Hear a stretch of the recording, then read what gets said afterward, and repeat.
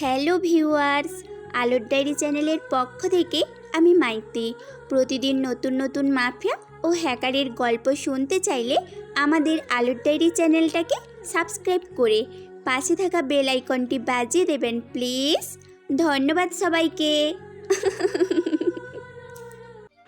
তিথির ওড়না ধরে টান দিচ্ছিল সিয়াম। বারবার ওড়না ঠিক করে মাথা নিচু করে হেঁটে গেছে তিথি। কেউ কিছু বলছে না তাদের। সিয়াম তাদের বন্ধুদের সাথে রোজে বিভিন্ন উপায়ে মেয়েদের ইভটিজিং করে।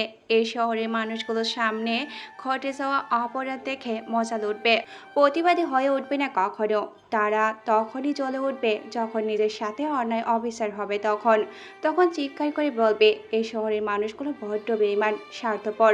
তখন সে ভুলে যাবে নিজের চোখের সামনে ঘটে যাওয়া অসংখ্য অপরাধ। এটাই তো এই শহরের নিয়ম। কম্পেয়ার চলে এসেছে সমাজে। তিথি কান্না করতে করতে ভার্সিটির গেট দিয়ে ঢুকেছে। বিয়ে খেয়ালে মাথা নিচু করে। এমনটা রোজ হয় না ওর সাথে।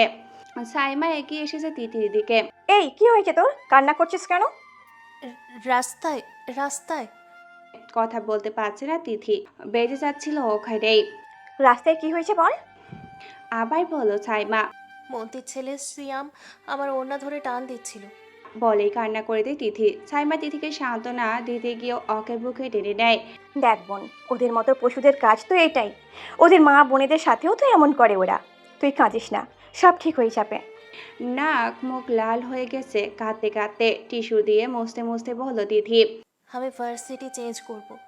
এমন বখাটে ছেলেদের মাঝে থাকতে পারবো না। ভার্সিটি চেঞ্জ করবি কেন পাগল? আমি থাকতে পারবো না এদের মাঝে। আরে শোন, তুই এদের ভয়ে ভার্সিটি চেঞ্জ করবি? যেখানে যাবি সেখানে যদি এর থেকেও বড় বখাটে থাকে তখন কি করবি? তখনও তো কিসে ভার্সিটি চেঞ্জ করবি? সাইমার কথা শুনে চুপ হয়ে যায় তিথি। কিছু বলছে না, সাইমাও কিছু বলছে না, চুপ করে বসে আছে দুজন ক্যাম্পাসের এক কোণে। সময় আজ মন খারাপের। মেহেদি, মেয়েটাকে কিন্তু জোশ লাগছে। কোন মেয়েটা মামু? লাল ব্লাউজের সাথে কালো শাড়ি পরা মেয়েটা। গাড়ির সামনে থেকে লাফিয়ে ওঠে মেহেদি। তুই কি পাগল হয়েছিস? দেখতে জানিস তুই? যদি শুনতে পায় না, শেষ ভাই ভার্সিটির জীবন। বলে লুকোচ্ছিল মেহেদি। আদি বকার মতো হাঁ করে তাকিয়ে আছে মেহেদির হাব ভাব দেখে। মনে হচ্ছে কোনো প্রেসিডেন্টের মেয়ে। আমিও আদি, দেখি কি আছে এই মেয়ের মাঝে। বলে গাড়ির সামনে থেকে লাফিয়ে নেমে শাড়ি পরা মেয়েটির সামনে গিয়ে দাঁড়ায়। এই যে মিস কিউটি, আমি আদি। বলে হাত বাড়ায় তার দিকে। সে চুপটি করে দাঁড়িয়ে আছে, তাকিয়ে আছে আদির চেহারার দিকে।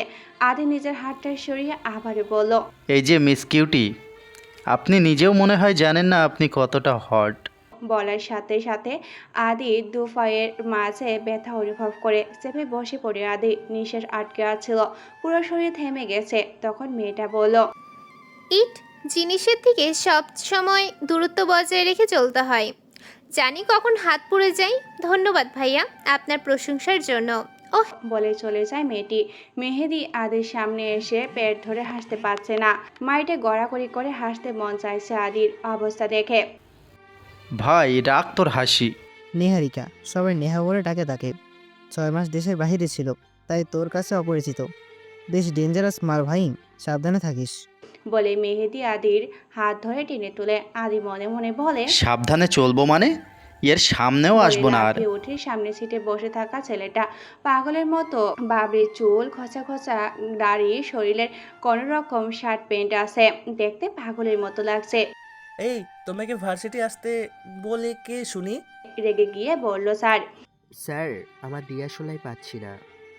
স্যার, আমার দিয়াশলাই সিগারেট খেতে হবে, প্রচুর ধরছে স্যার। দিয়াশলাই হবে? ক্লাস থেকে বেরিয়ে যায় স্যার। এত অসম্মান একজন শিক্ষককে করলে তার ইগোতেই বাধে। ক্লাসরুমের সবাই ছেলেটার দিকে তাকিয়ে আছে। প্রায় মাস হলো এখানে আসার। প্রতিদিন প্রতি ক্লাসে প্রথম ছাড়ের যে কোনো একটা চেয়ার দখল করে ঘুমিয়ে থাকে। একটা ক্লাসও মিস দেয়নি। কিন্তু এমন একটা ছেলে প্রাইভেট ভার্সিটিতে পড়তে আসছে ভাবা যায় না। দেখলে ভিখারি মনে হয় সবার। অধ্যক্ষ জনাব জুনিয়র কবিরের রূপে দাঁড়িয়ে আছে মাহফুজ স্যার। একটু আগে অপমানিত হয়ে ক্লাসরুম ছেড়ে আসছিল সে। পাশে বসা সেই পাগল ছেলেটি। তোমার অপরাধের শাস্তি কি হতে পারে তুমি তা জানো? ভার্সিটি থেকে বহিষ্কার, এতটুকুই। তা এখন কি করবে ভাবছো তুমি? আমার বাবাকেই জিজ্ঞেস করেন না, আমাকে রাখছেন কেন? ও মাই গড। ছেলেটির কথাতে রাগে কটমট করে উঠছিল প্রিন্সিপাল স্যার। মাথা ঠান্ডা করে বলছিল, স্যারের কাছে ক্ষমা চাও, এরপর যদি এরকম বেয়াদবি করেছো তাহলে। প্রিন্সিপাল স্যারের কথা শেষ হতে না হতেই ছেলেটি সরি স্যার। বলে উঠে গেল চেয়ার ছেড়ে। আসছে স্যার। বিদায় নিয়ে চলে গেল ছেলেটি। এইরকম বেয়াদব ছেলে দ্বিতীয়বার একটু দেখেনি তারা।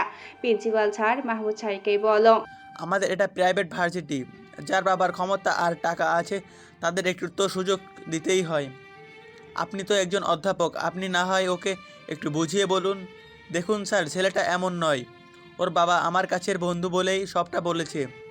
পিতা মাতার পরেই তো একজন শিক্ষক তার খেয়াল রাখে। আপনি না হয় একটু দেখুন, চেষ্টা করে ছেলেটাকে গুছিয়ে ঠিক করতে পারেন কি না। জি স্যার। বলে মাহমুদ স্যারও বেরিয়ে আসতে চাইল রুম থেকে। পিছন থেকে জনাব জুবিয়ার কাবির বলল, যদি আপনি ওর মাঝে সামান্য পরিমাণে পরিবর্তন করতে পারেন তাহলে ওর বাবার পক্ষ থেকে সামান্য উপহার হিসেবে একটা ফ্ল্যাট বাসা আর একটা ছোট্ট BMW ব্র্যান্ডের গাড়ি দিব। মাহমুদ স্যার থমকে যায় তার কথা শুনে। ছেলেটার মাঝে এমন কি আছে? লম্বা চুল এলোমেলো হয়ে আছে তার চেহারায়, মুখের উপর দাড়ি গোফে ভরে আছে। কতদিন এই চেহারা সেভ করা হয়নি তার অজানা। শহীদ মিনারের পাশে দাঁড়িয়ে সিগারেটের শেষ টান দিয়ে ফিল্টারটা পায়ে ফিসে আসছিল গ্লাসে। এমন একটা ছেলে, সে যার দিকে মেয়ে তো দূরের কথা, ছেলেরাও ঠিক মতো তাকায় না। সামনে নিহারিকার বান্ধবীদের সাথে আড্ডা দিচ্ছিল। অদ্ভুত, সেই ছেলেটার সাথে ধাক্কা লেগে ওর হাতের মোবাইলটা নিচে পড়ে যায়। ও হ্যালো, অন্ধরা কি? চিৎকারের সাথে কথাটা বলল নিহারিকা। ছেলেটা শুনেও না শোনার মতো করে হেঁটে যাচ্ছিল। সামনে পথ আটকায় সিয়ামের হাতে জ্বলন্ত সিগারেট, পিছনে তাকে সাপোর্ট করা ছেলে পুলে। সিয়াম বলল, নাম কি রে তোর? কোন ইয়ারে? চুপ হয়ে যায় ছেলেটা। বারবার জিজ্ঞাসা করে এখন বুকে ধাক্কা দিয়ে বলল সিয়াম। কি রে, তোর কথা কানে যাচ্ছে না? বলে একটা থাপ্পড় দেয় ওর গালে। চোখ বুজে যায় ছেলেটার, রক্ত লাল টুকটুকে হয়ে জমে আছে ছেলেটার চোখে। চুলের আড়ালে সে চোখ লুকিয়ে গেছে। দাঁতে দাঁত চেপে বলল, রাফসান। রাফসান ইসলাম নাম আমার। BBA 3rd semester. সিনিয়রদের সম্মান দিতে হয়, জানিস না বেয়াদব? নেহারিকার কাছে ক্ষমা চা, নয়তো। বলে আরো একটা থাপ্পড় মারে ওর গালে। নিহারিকা এর মধ্যে রাফসানের পিছু এসে দাঁড়ালো। মাথা ঘুরিয়ে নিহারিকার চিকন ঠোঁটে ওর নিকোটিনে পুড়ে যাওয়া ঠোঁট এক করে ফেলে। চোখ বড় বড় হয়ে যায় নিহারিকার। স্তব্ধ সিয়াম বাহিনী। মাথা ঘুরিয়ে নিহারিকার চিকন ঠোঁটে ওর নিকোটিনে পুড়ে যাওয়া ঠোঁট এক করে ফেললো। চোখ বড় বড় হয়ে যায় নিহারিকার। স্তব্ধ সিয়াম বাহিনী। রাফসানের পিঠ বরাবর সিয়ামের আঘাত সামলাতে না পেরে সামনে এগিয়ে যায় রাফসান। নিহারিকা তখনও রাফসানের কালো ঠোঁটে আবদ্ধ। নিহারিকা পিঠ ঠেকে যায় দেওয়ালে। দুহাতে সমস্ত শক্তিতে ধাক্কা দিয়ে রাফসানকে সরিয়ে নিজের ঠোঁট মুছে নেয় রুমাল দিয়ে। সিয়াম বাহিনী ঝাঁপিয়ে পড়ে রাফসানের উপর। যে যেখান থেকে পাচ্ছে আঘাত করছে রাফসানের দেহে। কিছুক্ষণ আঘাত করে তারা চলে যায় সেখান থেকে। ঠোঁট পেটে রক্ত বের হচ্ছে রাফসানের। ডান হাত দিয়ে ঠোঁটের কণা ছাড়ে যাওয়া রক্তটুকু মুছে তাকায় সামনের দিকে। অনেকেই তাকিয়ে আছে ওর দিকে। পাগলের মতো ছেলেটা পাবলিক সার্কাস দেখে যেমন করে ঠিক তেমন করে তাকিয়ে আছে। মাথা চুলকাতে চুলকাতে পকেটে হাত দিয়ে দেখে সিগারেট আছে কিনা। নেই একটাও। মাথায় সিগারেটের নেশা চেপেছে। নেহেদিয়া রাদি বসে বসে সিগারেট টানছে ভবন এরিয়ার বাহিরে। রাফসানের চোখ এড়ায়নি সেটা। বসা থেকে উঠে দাঁড়িয়ে চলে যায় তাদের কাছে। ভাই, সিগারেট হবে একটা? কথাটা বলে মাথা চুলকাচ্ছিল রাফসান। আদি ভেবাচিকা খেয়ে তাকিয়ে আছে ছেলেটার দিকে। এর আগে কখনো দেখিনি তারা। আদি মনে মনে ভাবে জুনিয়র হবে, তাই জিজ্ঞাসা করে, কত সেমিস্টার? ভাই, 3য় সেমিস্টারে। স্বস্তি নিঃশ্বাস ফেলে আদি। সেম বেস, মনে হয় অন্য ডিপার্টমেন্টের। তা আগে কখনো দেখিনি যে ক্যাম্পাসে। মাসখানেক হলো এসেছি ক্যাম্পাসে। হেই, আমি মেহেদি আর ও আদি, সেম ব্যাচ। বলে হাত বাড়িয়ে দেয় মেহেদি। ভদ্রভাবে রাফসানও তার হাত বাড়িয়ে দিয়ে বলে, আমি রাফসান। বলে পাশে বসে তাদের। সিগারেট দে একটা। এবার মেহেদি স্তব্ধ হয়ে যায়। মা তো দেখা হলো আর এখনই তুই তরকারি করছে। তুমি তো ভাই আজব জিনিস। একটু আগে তো সিয়ামের হাতে উত্তম মধ্যম খেয়ে আসলে, আর এখন এমন স্বাভাবিক কেমনে করে? মেহেদি কথাটা বলে পকেট থেকে ডারবি ব্র্যান্ডের একটা সিগারেট বের করে দেয়। রাফসান কোনো কথা না বলে আগুন জ্বালায় সেটাতে। স্বাদ নাই, কেমন যেন ভ্যাপসা ভ্যাপসা লাগে। কিন্তু কিছু বলল না রাফসান। আপাতত এইটুকু দিয়ে চালাতে হবে। কোনো ক্লাস নেই আজ। ক্লাস থাকলেও হয়তো ক্লাসরুমের টেবিলের সাথে মাথা ঠেকিয়ে ঘুম ছাড়ার কিছুই হয়তো না রাফসানের। ভার্সিটির প্রধান গেট থেকেই বেরিয়ে হাঁটতে হাঁটতে শুরু করলো সে। পিছন থেকে কারো ডাক শুনে সেদিকে তাকায় রাফসান। রাফু স্যার। এই রাফসান দাঁড়াও। জি স্যার। কোথায় যাচ্ছ? বাসায় স্যার। গাড়ি নেই তোমার? আছে স্যার। তাহলে হেঁটে যাচ্ছ কেন? সৃষ্টিকর্তা আমাদের শরীরে দুটো পা দিয়েছেন, যা দামি গাড়িতে চড়ার চাইতে বেশ আরামদায়ক। আমি তো তা দিয়েই চলাচল করি। কষ্ট হয় না তোমার? স্মৃতিতে ডুবে যাওয়া নৌকার মাঝি আমি স্যার। কষ্ট কি জিনিস জানিনি আজও। এত গম্ভীর কেন তুমি? হেসে থমকে যায় রাফসান। চোখের কোণে ছলছল করছে জল। মাহফুজ স্যার বুঝতে পারে তার জীবনের অধিকাংশ কষ্ট অতিবাহিত হয়েছে। মাহফুজ স্যার বলেন, সিগারেট খাবে? মাথা নিচু করে আসে রাফসান। বকাটে হলেও স্যার মানুষের সামনে সিগারেট খাওয়া ঠিক হবে না। তখনকার কথা মনে হতে আবারও লজ্জাবোধ করছে সে। স্যারের সাথে বেয়াদবি করা ঠিক হয়নি। মাথা তুলে রাফসান বলল, সরি স্যার, ক্লাসরুমের ঘটনার জন্য। আমি তখন অন্য স্থানে ছিলাম। ইটস ওকে ইয়াং ম্যান, একসময় একটু আধটু হয়। সিগারেট নিতে পারো বন্ধু হিসেবে। এখন ক্লাসে কিংবা ভার্সিটির ভিতরে নেই যে স্যার ভাববে, বন্ধু ভাবতে পারো। মাহফুজ স্যারের কথা শেষ না হতেই হাতে সিগারেটটা টান দিয়ে নিয়ে বলে, আরে ইয়ার, কি যে বলবো, এমন পরিস্থিতিতে আছি বলার বাহিরে। সিগারেটের ধোঁয়া আর কাজ হয় না, গাঁজা লাগবে। পারবেন এনে দিতে? বলে রাফসান মাহফুজ স্যারের কাঁধে হাত রাখে। ভয়ে হাঁটু কাঁপতে শুরু করে মাহফুজ স্যারের। ছেলেটা নিশ্চয়ই পাগল হয়েছে। মনে মনে বলে রাফসানের হাতটা সরিয়ে পিছন ফিরে এক দৌড়। কে দেখে মাহফুজ স্যারকে। রাফসান হাসছে, মন খুলে হাসছে। বাসায় এসে নিজের ময়লা কাপড়গুলো খুলে আয়নার সামনে দাঁড়ায় সে। বুকের উপর একটা বুলেটের আঘাত, ধারালো তরোয়ালের আঘাত বুকের বাঁ পাশটায় এক গভীর ক্ষত। সাদা শার্টের আড়াল করে মুহূর্তে সে ক্ষত। বাবরির চুলগুলো এলোমেলো হয়ে আছে, দাড়ি গোপ জট বেড়েছে প্রায়। ফ্যানের বাতাসে কাজ হয় না। ছাদে চলে আসে সে। উত্তপ্ত রোদের মাঝে শীতল বাতাসে শুয়ে থাকে সেখানে। উত্তপ্ত ছাদের ছলসানো গরম পিঠে চামড়া পুড়ে ফেলছে। তাতে তার কিছুই মনে হচ্ছে না। এই তো রোজকার কাজ অভ্যাসে পরিণত হয়েছে। বস, রাফুর কোনো খোঁজ মেলেনি আজও। এইদিকে ব্ল্যাক ড্রাগন তাদের প্রধান অস্ত্রটাকে হারিয়ে বেসামাল হয়ে উঠেছে ক্রমশই।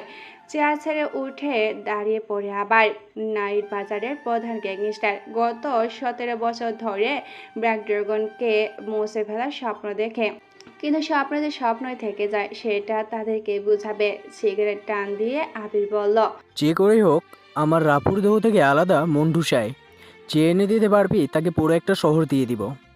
কিন্তু বস, আমাদের মাঝে যেই রাফুকে সামনাসামনি দেখেছে তাকে আর জীবিত পাওয়া যায়নি। আমরা চিনব কিভাবে সে রাফু? গম্ভীর প্রশ্ন। আবির ভাবনায় ডুবে যায়। হঠাৎ করে পাশ থেকে আলী বলে, বস, আমরা কেউ রাফুকে চিনি না, কিন্তু ওদের গ্যাং মেম্বারদের তো চিনি। মূল গ্যাংয়ে না ঢুকে শহরের মাঝে লুকানো সদস্যদের নির্যাতন করে তো বের করতে পারি। সবচেয়ে ভালো হবে মেয়ে সদস্যদের নির্যাতন করলে। কাজটা সহজ হবে বলে মনে হয় আমার। অগ্নিদৃষ্টিতে তাকায় আবির আলিফের দিকে। মাথা নিচু করে ফেলে সে। আবির বলে, ভালো আইডিয়া। তোরা আলিপের বলা কাজ অনুযায়ী সন্ধান শুরু করে দে। দেখি বেটা রাফু কতদিন ঘর দিয়ে লুকিয়ে থাকে। রাত তখন 12টা। জিন্স আর টি শার্ট পরে বাইক চালাচ্ছিল সাইবা। খপাই বাঁধা চুলগুলো ঘাড়ের এক পাশ দিয়ে আছে, অন্য পাশে ছোট করে একটা কালো ড্রাগনের ছবি। সমস্ত দেহের আকর্ষণ ওই ড্রাগন। তারপর আটকায় 10টা ছেলে। বেশ সিরিয়াল কিলার সবগুলো। বাইক থামিয়ে ওদের সামনে দাঁড়ায় সাইমা। সামনে থাকা ছেলেগুলোর মধ্যে একজন বলে উঠল, new the black dragon, secret agent. চমকে উঠল সাইমা। তার সিক্রেট নাম কি করে জানলো তারা? পেছনে ফিরে দৌড়ে পালানোর জায়গা নেই, ঘেরাও করে ফেলেছে তারা। তবু সে পালানোর চেষ্টা করে। আহত হয়ে পড়ে পিছতলার রাস্তায়। গাল ফেটে রক্ত ঝরছে, ঠোঁটের পাশ বেয়ে বয়ে চলেছে রক্তের স্রোত। হেলমেটটা পড়ে আছে রাস্তার এক পাশে। এমন সময় তাদের মধ্যে দুজন দু হাত ধরে আছে, আর একজন বুকে কাপড় টেনে ছিঁড়ে ফেলার চেষ্টা করছে। হঠাৎ থমকে যায় সময়। মিউরের বুকের উপর ধরা হাত দুটো দেহ থেকে আলাদা হয়ে গেছে। কাটা হাত দুটো পড়ে আছে মিউর শরীরের উপর। ডজন ছিলের ক্লাস তাকিয়ে আছে সামনে। তরোয়ার হাতে দাঁড়িয়ে আছে এক মধ্যবয়স্ক যুবক। লাল রক্তে ভেজা তার তরোয়ার। মিউ হাসছে, রক্তে মেখে গেছে ওর সমস্ত মুখ। হাত দিয়ে পরিষ্কার করেই বলল, তোদের বাপ এসে গেছে। বলে আবারও পৈশাচিক হাসি দিল সে। আলিফ মিউরের মুখের বরাবর একটা লাথি মেরে দাঁড়ায় রাফুর সামনে। কালো রেনকোট শরীরে জড়ানো তার, বড় বড় চুলের মাঝে কালো কাপড়ে বাঁধা তার মুখ। থমকা হাওয়ায় জড়িয়ে গেছে এই শহর। সামনে দশজন সিরিয়াল কিলার, একেই সামনে দাঁড়িয়ে রাফু। নিস্তব্ধ চেয়ে যেতে ঘর অন্ধকার নেমে আসে।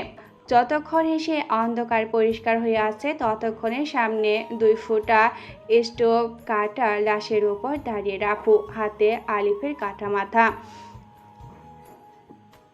মিউ নিজের ঠোঁট মুছে বসে রাফুর সামনে। এক হাঁটু পিছ ধরে রাস্তার, অন্য হাঁটু ফর করে মাথা নিচু করে আছে। হঠাৎ করে রাফু মিউর চুল ধরে টেনে তুলে পাশের দেওয়ালে ঠেকিয়ে তলোয়ারটা ওর বুকে আধা ইঞ্চি ঠেকিয়ে বলল, ওরা কারা ছিল? রাফুর চোখে অগ্নিদাহ জ্বলছে, বুকের ব্যথায় কাতর মিউ আজ পর্যন্ত রাফুর চেহারা দেখেনি, শুধু নাম মাত্রই শুনেছে। রাফু এত আতঙ্ক, হঠাৎ সে আতঙ্কের মৃত্যু হয়। দৈহিক মৃত্যু নয়, মানসিক মৃত্যু। কেন বা কিসের জন্য তা অজানা সবার কাছে, কিন্তু কাউকে খুঁজছে সে। কাদের কথা বলছেন? চোখের জল গড়িয়ে পড়ছে মিউর। রাফু আবারও বলল, সেদিন রাতে কারা ছিল? আপনি কি বলছেন বস? আমি কিছুই বুঝতে পারছি না। সেদিন রাতে আমার আর আমার ভালোবাসার উপর কে বা কারা যেন হামলা করেছে। আমি জানি না বস। আমি জানি তারা ব্ল্যাক ড্রাগনের লোক। আমি তাদের ফাইটিং টেকনিক দেখেই বুঝতে পারি ওরা ড্রাগনের কেউ। কিন্তু কে বা কারা আমার উপর অচেতন অবস্থায় হামলা করেছে তাদের মাঝে একজনের হাতের কাটা অংশ রয়েছে আমার কাছে, যেখানে ব্ল্যাক ড্রাগনের ট্যাটু লাগানো। বিশ্বাস করেন বস, আমি জানি না তারা কারা। এ নিয়ে দলের ভেতরে কথাও হয় না। ভিতরের কেউ এটা ধামাচাপা দিতে চাচ্ছে। বস, রিফাতের এক অ্যাক্সিডেন্টে হাত কাটা পড়েছে, সেই খবর চলছে দলের ভেতরে খুব গোপনে। রিফাত কোথায় এখন? জানি না বস। রাফু তলোয়ার মিউর বুক থেকে সরিয়ে আনে। রক্তের স্রোত বয়ে চলছে মিউর বুকে। ক্ষত শরীরে বসে পড়ে সেখানে। রাফু ধোঁয়ার মতো মিশে যায় শহরের বুকে। সকাল তখন 10টা। সকল পত্রিকার হেডলাইন, আগন্তুক এই শহরের মৃত্যুর খোঁজ। লাশের পাহাড় রাতের অন্ধকারে। আবিরের টেবিলের উপর খবরের কাগজ পড়ে আছে। আলিফ সহ আরও 10 জন সিরিয়াল কিলারের লাশের ছবি স্পষ্ট। নির্মমভাবে হত্যা করা হয়েছে তাদের। অন্তু মাথা নিচু করেই বলল, বস, কালকে আলিফ তো কাল ড্রাগনের একজন এজেন্টের কাছে গিয়েছিল তাকে হত্যা করার জন্য, কিন্তু অন্তুকে থামিয়ে আবির বলল, ওদের মৃত্যু কি কোনো পুলিশের হাতে হয়েছে? না বস, তাহলে কি ওই এজেন্টের হাতে? মনে হয় না বস। একটা মেয়ে হয়ে 10 জন বেস্ট কিলারদের সাথে পেরে ওঠার কথা না। তাহলে কাজটা রাফুরি হবে। আলিফ মরে গেছে ঠিকই, কিন্তু মরার আগে আমাদের অর্ধেক কাজ করে দিয়ে গিয়েছে। রাফু এ শহরেই আসে কোথায় ঘাপটি মেরে। উত্তরা থানায় লাশগুলোর রিপোর্ট করা হয়। বেশ ক্রিটিক্যাল কেস মনে হচ্ছে। ক্রিমিনাল কোনো ক্লু ছেড়ে যায়নি এখানে।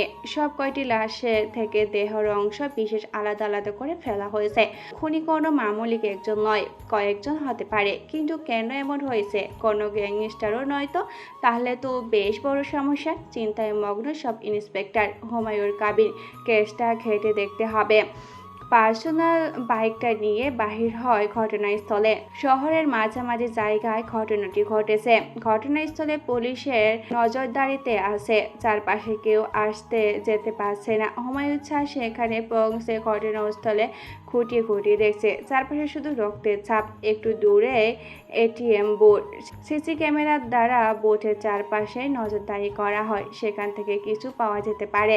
হুমায়ুন কবির রাতের ভিডিও ফুটেজ সংগ্রহ করে থানায় ফিরে গোয়েন্দা বিভাগের সাথে মিটিং করে ভিডিও ফুটেজটা প্লে করে। সম্পূর্ণ ফুটেজে মিউর চেহারা অস্পষ্ট দেখা যায়নি। রাফুর চেহারা কালো কাপড়ে বাঁধা। কিন্তু আলিফের সাথে থাকা সিরিয়াল কিলারদের অনেকেই চিনতে পেরেছে। তারা বলে উঠল, এরা তো টপ সিরিয়াল কিলারদের মধ্যে আছে। ক্রিমিনাল রেকর্ডে তাদের অনেক ফাইলে ধুলো জমে গেছে প্রমাণের অভাবে।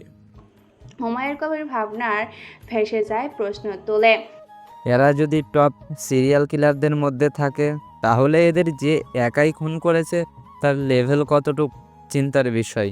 যে করেই হোক এই কিলারকে বের করতেই হবে।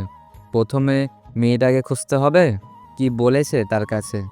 এলোমেলো চুলে রাফসান প্রবেশ করে ভার্সিটির প্রধান গেট থেকে। সিয়াম তার বন্ধুরা ক্যাম্পাসের এক পাশে এক মেয়েকে রেগিং করে যাচ্ছে। ওড়না নিয়ে নিছে তারা, নাচতে বলছে, একটা গান বাজে। মেয়েটা মনে হয় তত সুবিধার নয়, এই টাইপেরই মেয়ে।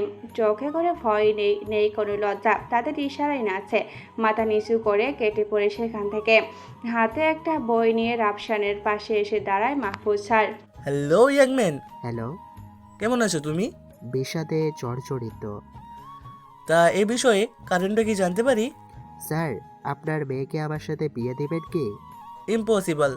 তাহলে এত পার্সোনাল প্রশ্নের উত্তর জানতে চেয়ে লাভ নেই। তুমি তো দেখছি। স্যারের কথা মুখ থেকে টেনে নিয়ে রাফু বলল, থাক স্যার, প্রশংসা করতে হবে না। ইডিয়েট। জন্মগত স্যার। অসভ্য। স্যার, রক্তে মিশে আছে।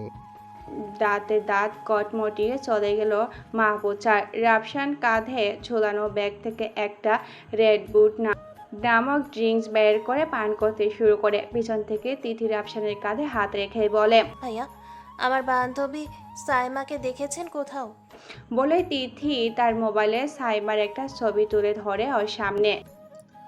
আহা, মেয়েটার কি ফিগার মাইরি, মনে যাচ্ছে। বলে তিথির হাত থেকে মোবাইলটা কেড়ে নেয় সিয়াম। রাফসানের পিছু নিয়ে আসছিল সিয়াম। তিথির মোবাইলে সাইমার ছবি দেখে মন্তব্যটা করেছে। ভাই, কাজটা ঠিক হচ্ছে না। নিচু স্বরে কথাটা বলল রাফসান। সিয়াম চাইছিল রাফসান কিছু বলুক, ঠিক তখনই সিয়াম রাফসানের শার্টের কলার ধরে বলল, আমি যাই করি তাতে তোর কি রে? ভাই, আপনার ঘরেও তো মা বোন আছে, মেয়ে জাতিকে সম্মান দেন ভাই। শালা, তোর কত বড় করি যে আমাকে জ্ঞান দিতে আসিস? আমি এখানে এই মুহূর্তে রেপ করব, তাতে তোর বাপের কি? বলে ধাক্কা দিচ্ছে রাফসানকে।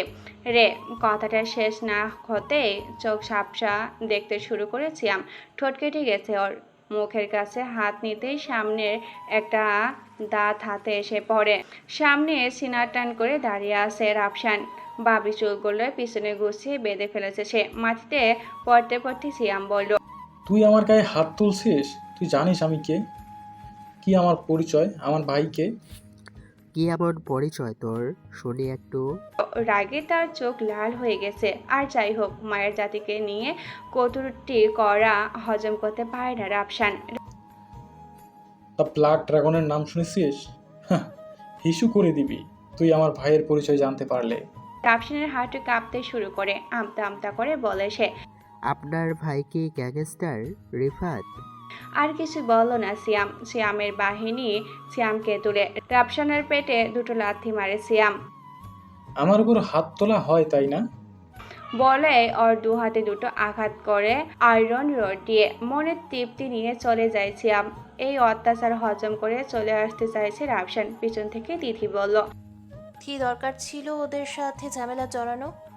আমি জানতাম না ওর ভাই এত বড় গ্যাংস্টার। এখন জেনেছেন তো? হ্যাঁ। কোন ডিপার্টমেন্ট? ম্যানেজমেন্টে আছি, 3য় সেমিস্টার। আমি তিথি, মার্কেটিংয়ে, সেম ব্যাচ। ওহ, গুড। ভার্সিটিতে নতুন নাকি? এর আগে কখনো দেখিনি যে। হ্যাঁ, মাত্র 1 মাস হলো এসেছি। চলো কোথাও বসি। দুঃখিত, আমার ক্লাস আছে।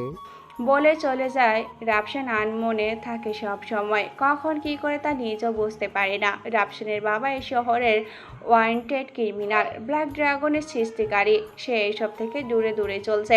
রাফসানের এসে ভালো লাগে না। পিতার মুখ দেখছে না কতদিন হলো। হাসপাতাল থেকে ফোন এসে তিথির কাছে। সাইমা ফোন করেছে। ওই হারামি, কোথায় তুই? আমি তোকে কতবার ফোন করেছি, বন্ধ বলছে। ফোনটা রিসিভ করে কথাগুলো বলল তিথি। নরম কণ্ঠে জবাব দিল সাইমা। দেখ বোন, রাতে সামান্য অ্যাক্সিডেন্ট হয়েছিল, ব্যথা পেয়েছি, তাই হাসপাতালে ভর্তি আছি। কোন হাসপাতালে বল, আসছি। সাইমা ঠিকানা বলতেই ফোন রাখে তিথি। দ্রুত চলে তার কাছে। রাফসানকে আজ অন্যরকম লাগছে। চুলগুলো পিছনে গোছানো, দাড়িতে জট বাঁধার মতো সোজা হয়ে আছে। কালো ঠোঁট অন্যরকম। মাহবুব স্যারের ক্লাসে লাস্ট বেঞ্চে বসে আছে রাফসান। মোবাইলে গেমস খেলছে। গেমের ডিক্স শব্দে বিরক্ত হচ্ছে পুরো ক্লাস। বিরক্ত হয়ে মাহবুব স্যার বলল, এই হ্যালো, ক্লাস ভালো না লাগলে বের হয়ে যাও আমার ক্লাস থেকে। তুই আর তোর বোরিং ক্লাস তুই কর। মনে মনে বলতে বলতে বের হচ্ছিল রাফসান, কি যেন বুদ্ধি করে বলল, স্যার, আপনার এই বোরিং ক্লাসের চাইতে অত্রিতা ম্যামের ক্লাস ভাল লাগে। বলে রাফসান হাঁটা দেয় মাঠের দিকে। পেছনে সাই বলছিল, এই ছেলে, কি বললি তুমি? রাফসান আর পেছনে ফিরে তাকায় না, মুচকি হাসি হাসছে। তার কাছে এগুলো ভালো লাগে। সময় যাবে ভাবে। হুমায়ুন কবির সে লাশের পোস্টমর্টমের রিপোর্ট নিয়ে ঘাটছে, কিছুই মিলছে না। কিছু তথ্য সংগ্রহ করে তারা জানতে পারে নাইট বাজারের গ্যাংস্টার লোক ছিল মৃত ব্যক্তিরা। কে মেরেছে তা অজানা, পুলিশ তার কাজ চালিয়ে যাচ্ছে। সাইমা হাসপাতালে বুকের ক্ষত স্থানে চেহারায় ব্যান্ডেজ করে বসে আছে। তিথি পৌঁছাতেই বলল সাইমা। তিথির আপু তো রিফাতকে পাগলের মতো খুঁজছে। হঠাৎ থমকে যায় তিথি। রাফু নামটা শুনে গ্যাংয়ের হয়ে কাজ করছে বহু বছর হয়ে গেল, কখন এই চেহারাটা দেখেনি, শুধু শুনেছে আর নজর যার দিকে যায় তার মৃত্যু হয়। হৃৎপিণ্ডে কম্পিত ধরে। তুই আর কি জানিস? গম্ভীর হয়ে কথাটা বলে তিথি। দেখছিস ওকে? না দেখিনি, অন্ধকার ছিল।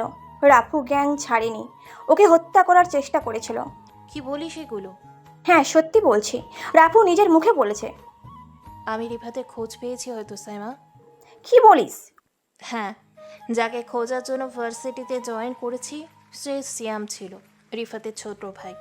আজ ভার্সিটিতে এক গ্যাঞ্জামের সময় সিয়াম সত্যিটা বলে ফেলেছে সবার সামনে। ও সেট, সিএম কোথায় আছে এখন? ভার্সিটিতে আছে। চল তাড়াতাড়ি। কোথায় যাব? ভার্সিটির সিয়ামের উপর বিপদ আছে। ভার্সিটি সিয়ামের উপর বিপদ আছে নিশ্চয়ই। আর তাছাড়া বস বলেছে রিফাতের খোঁজ যেন কেউ কিছুতেই না জানতে পারে, বিশেষ করে রাফু। রাফুর মাথা ঠিক নেই, আধ পাগল হয়ে ঘুরছে, কখন কি করে বসে কেউ টের পাবে না। তাই গতকাল রাতে যখন আমার কাছে জিজ্ঞেস করেছিল তখন মন গড়া ইতিহাস বলে দিয়েছি। কিন্তু রিফাত তো ড্রাগনের বেস্ট কিলার, তাহলে রাফু ওকে মারবে কেন? বললাম না রাফুকে হত্যার চেষ্টা হয়েছিল, আর সেটা হয়তো গ্যাংয়ের ভেতরে কেউ। কিন্তু বস এগুলো ধামাচাপা দেওয়ার চেষ্টা কেন করছে বুঝছি না। খাপলা আছে বস, আগে সিয়ামকে রক্ষা করি, তারপর দেখা যাবে। হ্যাঁ চল। বলে ওরা রওনা দেয় ভার্সিটি। এই শহরে মাত্র এই ভার্সিটিতেই ব্ল্যাক ড্রাগনের সকল গুপ্তরজদের ঘনিষ্ঠ স্বজনদের ভর্তি করানো হয় গোপনে। ভার্সিটির ম্যানেজমেন্ট পর্যন্ত এসব টের পায় না। ভার্সিটি পৌঁছে সিয়ামকে পাওয়া যায়নি, তারা খুঁজছে। কেউ বলছে হাসপাতালে গেছে, সেখানেই পাওয়া যায়নি ওকে। তবুও সারাদিন সিয়ামের কোনো খোঁজ মেলেনি। মধ্যরাত তখন পার্টি করে ফিরছে সিয়াম। দুটো বাইক পথ আটকায় সিয়ামের। তিথি আর সাইমা কালো জ্যাকেট গায়ে হেলমেট খুলে নামে তার সামনে। সিয়াম তাকিয়ে আছে ওদের দিকে। ভার্সিটির সব থেকে চুপচাপ মেয়ে দুটো লেডি বাইকার, ভাবতে স্বপ্নের মতো লাগছে ওর কাছে। থপ করে তিথি সিয়ামের বুকে একটা লাথি মেরে চুলগুলো ঠিক করে নিল আর বলল, এটা আমাকে বিরক্ত করার জন্য। মাটিতে পড়ে আছে সিয়াম। সাইমা সিয়ামের হাত মুঠো টেপ দিয়ে বেঁধে ফেলে। সিয়াম নিজেকে মুক্ত করার চেষ্টা করছে, পারছে না। তিথি বলল, সাইমা ওকে এখন কোথায় নিয়ে যাবি? বস বলেছিল ওকে নিয়ে রেস্ট হাউসে রেখে আসতে। কিন্তু রেস্ট হাউস তো চট্টগ্রামে। আমরা এখন চট্টগ্রামে যাচ্ছি। যাওয়ার জন্য সিয়ামকে তুলে সামনে তাকাতেই কাউকে দেখতে পায় তারা। কালো বাইকের উপর কালো হেলমেট পরে বসে আছে কেউ। তিথি আর সাইমা মুহূর্তের মধ্যে কোমরে গুজে রাখা রিভলভার বের করে তাক করে তার দিকে। নিখুঁত নিশানা তাদের। বাইক থেকে নেমে হেলমেট খুলতে চমকে ওঠে তারা। তিথি বলে ওঠে, রাফসান। সাইমা তিথির দিকে তাকিয়ে আছে। রাফসান বলল, রাফু। থমকে যায় সময়, অবাক চোখে তাকিয়ে আছে ওরা। রাফু আবারও বলল, সিয়ামকে আমার হাতে তুলে দিয়ে কেটে যাও তোমরা। ওকে, আমি দেখছি। হঠাৎ বিকট এক শব্দে হেলে পড়ে রাফসান। রক্তে মেখে গেছে ওর পুরো মুখ। এই শোনো না, প্রতিদিন ভালোবাসার নতুন নতুন গল্প পেতে ও শুনতে চাইলে আমাদের আলোর ডায়েরি চ্যানেলটি সাবস্ক্রাইব করে পাশে থাকা বেল আইকনটি বাজিয়ে দিও, কেমন? হঠাৎ বিকট এক শব্দে হেলে পড়ে রাফসান। রক্তে মেখে গেছে ওর মুখ। সাইমার হাত থেকে ছুটে গেছে সিয়ামের থেতলানো মুখ। মাথার অর্ধেক থেতলিয়ে গেছে M82 সাইফারের বুলেটের আঘাতে। তিতির হাত পা কাঁপতে শুরু করে। এমন বিভৎস অবস্থা দেখে সাইমা তিতিকে নিয়ে দেওয়ালের আড়ে লুকিয়ে পড়ে। রাফসান পিছথালার রাস্তায় শুয়ে আছে, চেহারা বিষণ্ণের ছাপ। এখন কি হবে? শেষ ভরসাটাও হাত থেকে ফসকে গেল। আমার যে তাকে দেওয়া কথা রাখা মুশকিল হয়ে দাঁড়াচ্ছে। করবো সই, কি করব এখন আমি?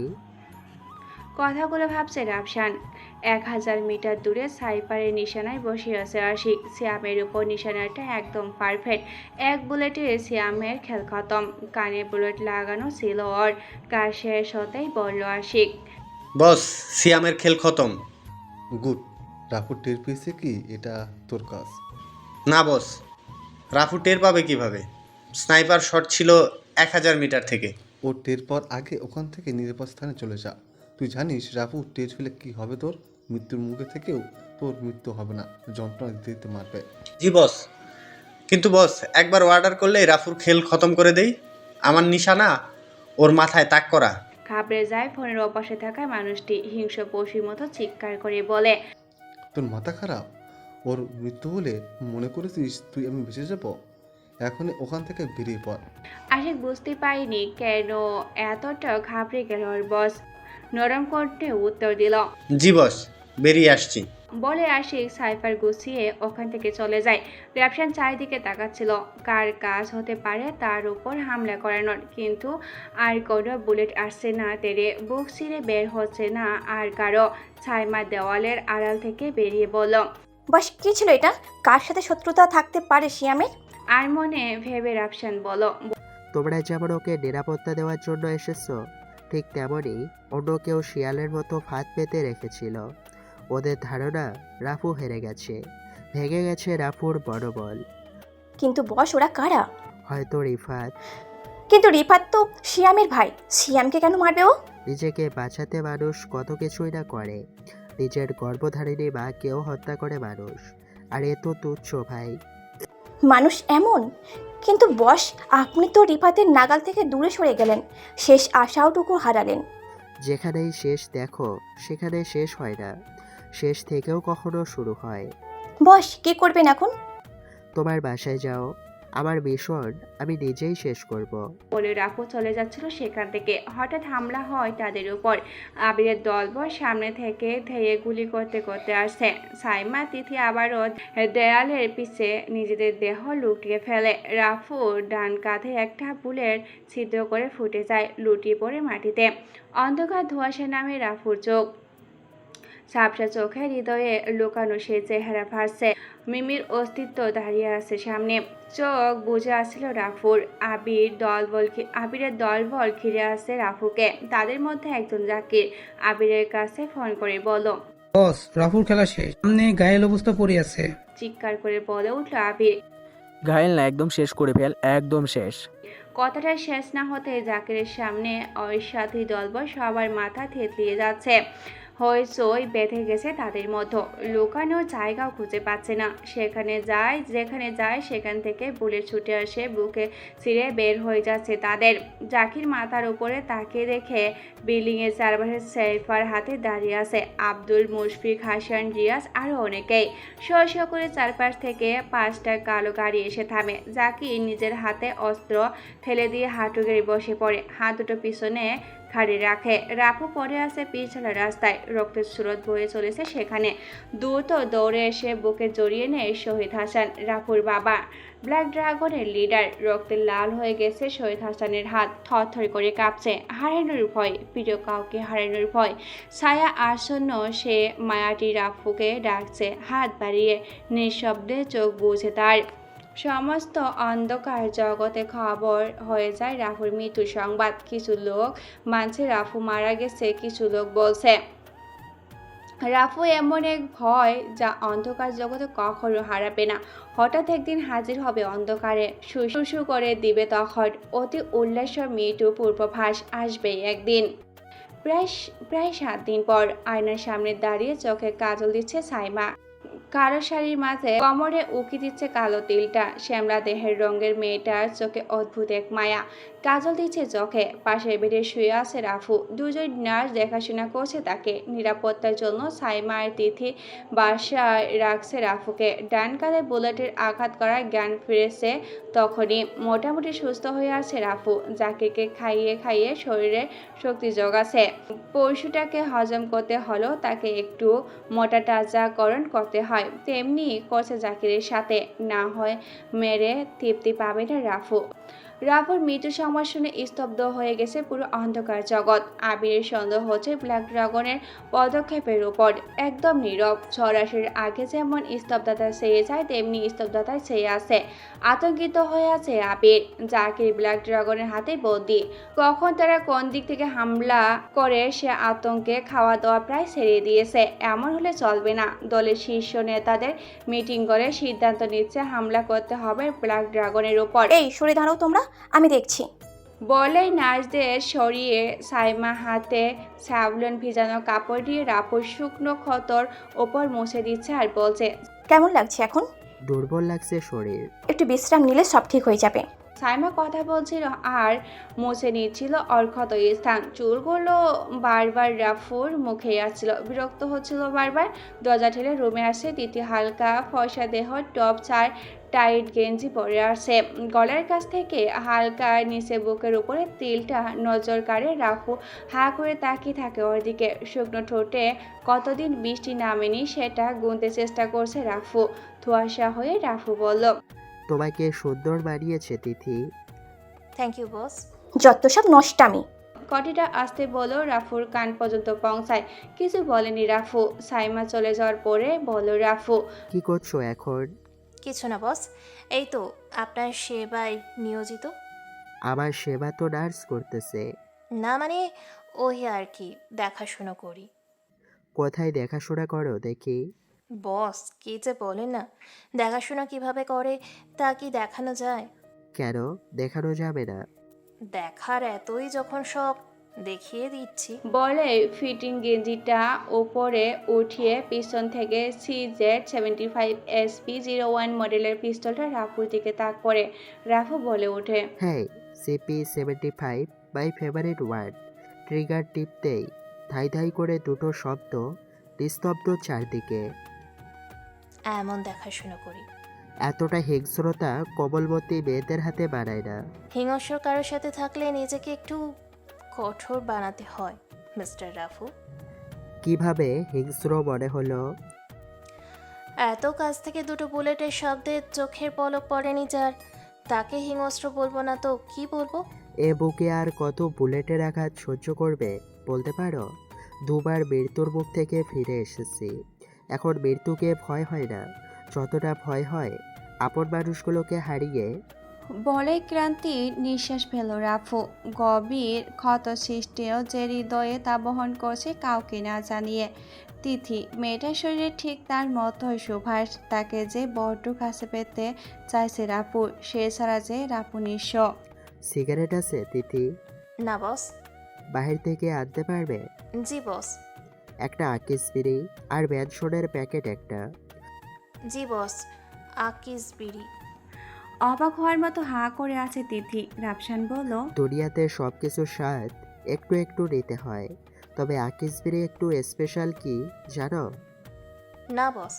এটার নেশায় বুক চিড়ে যায়, যা দামি ব্র্যান্ডে পাওয়া যায় না। কিন্তু বস। আমি কোনো কিন্তু খুঁজতে চাই না তিথি, আমার লাগবে, এটাই সমাপ্তি। তিথি আর কোনো কথা বলো না। চলে গেছে রাফুর রুম থেকে। নার্স দুটোকেও বাহির করে দেওয়া হয়। দেহে জড়ানো নীল রঙের একটা কাপড়ের মতো কিছু। তা খুলে দাঁড়ায় আয়নার সামনে। বুকের ডান পাশে বড় একটা ক্ষত, ছুরির আঘাতে সে ক্ষত সৃষ্টি। বুলেটের ঢাকটাও রয়েছে তার পাশে। ওকে হাত থেকে ভাবছে তার কথা দিয়েছিল দুজন একসাথে ছোট্ট সংসার বাঁধবে। ছোট্ট তুফান এসে তছনছ করে চলে গেছে। নিয়ে গেছে রাত জাগা স্বপ্ন, যে স্বপ্নের প্রতিশোধের আগুন নিয়ে বেঁচে আছে রাপু। নিজের সহযোগীদের খুঁজে বেড়াচ্ছে অন্ধকারে ভয়ানক মৃত্যু নিয়ে। 2 বছর আগে যখন এক বর্ষার সকালে রাফুর সিগারেট শেষ, বাইরে তুমুল বৃষ্টি, বাসায় ছাতাও নেই, বাইরে থেকে কাউকে নিয়ে আসতে বলবে তারও কোনো উপায় নেই। 3 কোয়ার্টার প্যান্ট সাথে সাদা একটা গেঞ্জি পরে বাহির হয় বৃষ্টির মাঝেই। দোকানগুলো প্রায় বন্ধ, ছাপ ফেলে রেখেছে অনেক দোকানতে। টং দোকানের কণ্ঠাসা মানুষদের ভিড় ঠেলে রাফু সিগারেট নিচ্ছিল। ঠিক সেই সময় গা ঘেঁষে দাঁড়িয়েছিল মিম। কাক ভেজা চুলে দুষ্টু কিছু চুল লেপটে আছে গালে। অবাক হয়ে তাকিয়ে আছে রাফু। টুপ টুপ বৃষ্টি বাতাসে থমকে গেছে। চারপাশের মানুষগুলো স্তব্ধ। মিমের গালে লেপটে থাকা চুলগুলো হাত দিয়ে সরিয়ে দেওয়ার চেষ্টা করতেছে। গার্ড সরিয়ে নেয় মিম। নাক হকচকিয়ে কেমন যেন করলো মিম। অবশ্য করারই কথা, জানা নেই চেনা নেই, হঠাৎ এমন একটা অসহ্যকর ভয়ে তখন মিম কিছুই বলতে পারেনি। রাফু তখনও হাঁ করে তাকিয়ে আছে মিমের দিকে। দোকানদার থেকে? মামাকেই বলছে, বাবা, এত সুন্দর জিনিস দোকানে রাখছো কখন থেকে? মামা কিছুই বুঝতে না পেরে বলল, কোন কি ভাই, মোর দোকানে কোন জিনিসটা সুন্দর দেখালে? বাবা, তুমি তো দেখো না সুন্দর জিনিস তোমার দোকানে। নজর রাখো বাবা, এই জিনিস যেন অন্য কারো না হয়। মামার মাথায় কিছুই ঢুকছে না। মামা আবারও বলল, কোন জিনিস হান ভাই? তুমি চিনবা না বাবা, যার বুঝবার সে বুঝে গেছে। ও উচি মামা, নিয়ে আসার কথা কন। রাফু এই প্রথম মিমের নাম শুনছে। ধুক করে উঠছে ওর মনে। মিম মামার দিকে তাকিয়ে বলল, ওই মামা, তোমাকে কে বলেছে আমার নাম বলতে? হুম হুম, যত সব।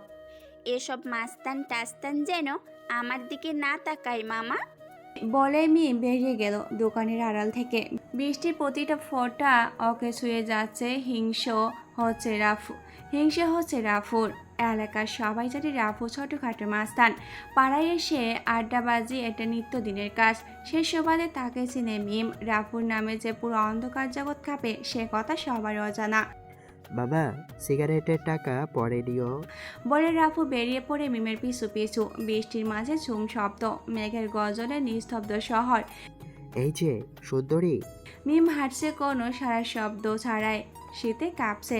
রাফু ওর সামনে দাঁড়িয়ে অল্প তাট খায়। এই যে কোথা কাটে যাচ্ছে না? বলে মিমর বাহু ধরে চাকুরে দেয় রাফু। থরথর করে ঠোঁট কাঁপছে ওর। শরীরের সাথে দামাটা ভিজে দেহের সাথে মিশে গেছে মিমির। নিশ্চয় জ্বর আসবে। পাশ থেকে একটা ছেলে ছাতা মাথায় হেঁটে যাচ্ছিল। ছেলেটার কাছ থেকে ছাতাটা নিয়ে মিমের মাথায় ধরে রাফু নরম কণ্ঠে বলে, বেশি ভিজবে না, জ্বর আসতে পারে। বলে মিমের হাতে ছাতা ধরিয়ে দিয়ে ছেলেটার কাঁধে হাত রেখে ফিরে যাচ্ছে রাফু। মিম বুঝতে পারে না ছেলেটা কেমন। দ্বিধায় পড়ে যায় সে। সন্ধ্যায় বৃষ্টি থামে। রাফু দোকান মামার কাছ থেকে মিমের ঠিকানা পায়। সে অনুযায়ী পৌঁছে যায় সেখানে। তখন পূর্ব আকাশে অন্ধকার নেমে আসে। জ্বরের শরীর পড়ে যাচ্ছে রাফুর। তবু মিমদের বাসার ছাদে অপেক্ষা করছে এক নজর দেখার জন্য। পাড়ার ছেলেপুলে বলছে মেয়েটা রোজ সন্ধ্যায় ছাদে আসে। সন্ধ্যা তাদের দিকে তাকিয়ে থাকে আনমনে। কি যেন খুঁজে সব সময়। রাফু তাকিয়ে আছে সন্ধ্যা তারার দিকে। হঠাৎ মিম এসে দাঁড়ায়। কি দেখছেন ওইদিকে? মিমের কথা শুনে তাকায় রাফু তার দিকে। কিছু বলছে না রাফু। মিম আবারও বলছে, কতক্ষণ হলো এসেছেন? এই তো অনেকক্ষণ। কেন এসেছেন এখানে? আমার কিছু একটা হারিয়ে গেছে, খুঁজতে এসেছি। মিম আর কথা বলছে না। কেন যেন সব কিছু হঠাৎ হয়ে যাচ্ছে খুব তাড়াতাড়ি। রাফু নিচু স্বরে বলল, খুব তাড়াতাড়ি করে ফেলেছি। কি? গরম খাবারে হাত দিলে হাত জ্বলে যায়, সেটা জানেন তো? একটু অপেক্ষা করে ঠান্ডা হলে তখন স্বাদ মিলে। আচ্ছা, তাহলে আমি আসছি। বলে রাফু পিছু ফিরে। মিম সামনে একে আবারও বলে, একটু অপেক্ষা করবেন, কিছুক্ষণ একসাথে তারা দেখব। একটু নয়, সারা জীবন অপেক্ষায় থাকবো একটু তোমায় দেখার জন্য। আমি তারা দেখার কথা বলছি। আমি তো তাই বলছি। আমার পৃথিবীতে নতুন এক নক্ষত্রের সৃষ্টি হয়েছে, যা আমার আকাশে তারা হয়ে গেছে। আপনার কথা বলতে কষ্ট হচ্ছে? না, কষ্ট হয় না আমার। ঠিক তখনই মিম রাফুর কপালে হাত দেয়। পুড়ে যাচ্ছে হাত। জ্বর বেঁধেছে বেশ। মিমের সে কি অগ্নিদৃষ্টিতে তাকানো। রাফু হয়ে তার ঠোঁট মিমের ঠোঁটে এক করে ফেলে। থমকে যায় সময়। গরমে পুড়ে যায় মিমের ঠোঁট। ঠক ঠক করে রুমের দরজায় টোকা দিচ্ছে তিথি। তিথির বাহিরে বের হয়ে তিথির দিকে তাকিয়ে বলল রাফু, এনেছো? হ্যাঁ। বলে রাফুর দিকে সিগারেটের প্যাকেট দেয়, সাথে দুটো আকিস বিড়ি। রাপু একটা আনতেই বলেছিল, দুটাতে ভালোই হবে। ছোট প্যান্ট পরা ছিল রাপু, তার উপরে জিন্স আর টি শার্ট পরে তিথি সিজের 75 পিস্তলটা রিলোড করে কোমরে গুজে বাহির হয়। তিথি বলছিল, কোথায় যাবেন বস? কাউকে উপরে পাঠাতে। আসবো বস। না, আমি একাই যাব। তিথি দ্বিতীয়বার কথা বলার সুযোগ পায়নি। বাহিরে গাড়ি দাঁড়িয়ে আছে, নিচে নেমে গাড়িতে উঠে বলো, সেক্টর 5-এ চল। সেকেন্ড ফাইভে জাকিরকে রাখা হয়েছে। জাকিরের মৃত্যুর সময় হয়ে এসেছে, দুর্বল লাগছে শরীর, তবু এখান থেকেই শুরু, শেষটা কখন হয় রাফুর নিয়তি। তখনই অপরিচিত নাম্বার থেকে একটা ফোন আসে, রিসিভ করতেই শুনতে পায় রাফু। তোর মালটা তো সেই জিনিস রাফু, বাসায় একা রেখে খুনের নেশায় বেরিয়েছিস। যা খুন করে আমি আয়েশ করি একটু। আর শুনে রাখ, জাকিরের শরীরে ছিটে ফোটা ক্ষত হলেও তোর জীবিত শেষ। তিথির লাশ পাবি যদি জাকিরের কিছু হয়। আর সুন্দরের সাইমার লাশটা না হয় পরেই নিস, আগে আমার কাছে কিছুদিন থাক। আচ্ছা শোন, তুই কে আমি জানি না, ওদের দুজনকে কিছু করবি না, এটা আমার ওয়ার্ডিং। তুই জাকিরকে একদম সুস্থ মতোই পাবি। বলে ফোন রেখে দেয় রাফু। টেনশনে চোখ বুঝে যাচ্ছে তার। মোবাইল বের করে আব্দুল্লাহকে ফোন করে রাফু। বস অসময়ে? কোথায় তুই এখন? উত্তেজিত কণ্ঠে রাফু কাঁপছে দুর্বল শরীরে। দুটি মেয়ের জীবন বন্দি এখনও ডিসিশনে। বলে, বস আপনার কণ্ঠ কাঁপছে, কোনো সমস্যা? আধা ঘন্টার মধ্যে আমার 200 লোক চাই, স্নাইপার, AK-47, যা পারিস তা নিয়েই তৈরি থাক, আমি ফোন করবো তোকে। আচ্ছা বস। ফোন রাখে আব্দুল্লাহ। রাফুর শরীর ঝাঁকুনি দিচ্ছে বারবার। সেকেন্ড নাম্বারে 5-এ এসে একটা বন্ধ রুমে ঢুকে রাফু।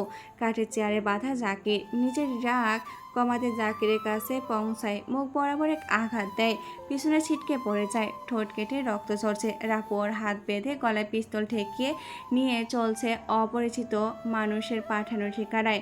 শহরের বাইরে খোলা মাঠ, পাশে ছোট ছোট কয়েকটি পাহাড়ের মতো ময়লা স্তূপ। সেখানে জাকিরকে নিয়ে আসতে বলল।